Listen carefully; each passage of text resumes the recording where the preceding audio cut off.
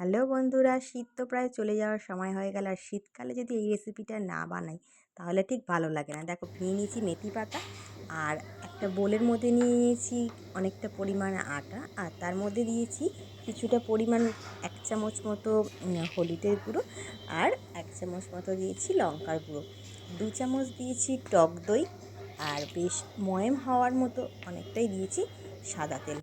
মেথি পাতাগুলো ধুয়ে আমি কুচে রেখেছিলাম জল ঝরানোর জন্য। এবার সেই মেথি পাতাগুলোই আমি আটার মধ্যে দিয়ে হাতের সাহায্যে সেগুলোকে আমি ধীরে ধীরে মিশিয়ে নেব আটার সাথে। তারপর আস্তে আস্তে জল দিয়ে আমি মেখে তৈরি করে নেব। তৈরি করার পর সাদা তেল দিয়ে আমি তৈরি করে নিলাম পরোটা, যেটাকে মেথির পরোটা বা গুজরাতে বা মহারাষ্ট্রে সেটাকে থেপলাও বলে। দেখো, পরোটার সাথে নিয়েছি আলুর দম, যেখানে আমি একটু কাজু আর কিশমিশ দিয়েছিলাম ধনেপাতার সাথে দিয়েছি পরোটা। দেখো, দারুণ জমে গেছে শীতকালের রেসিপি।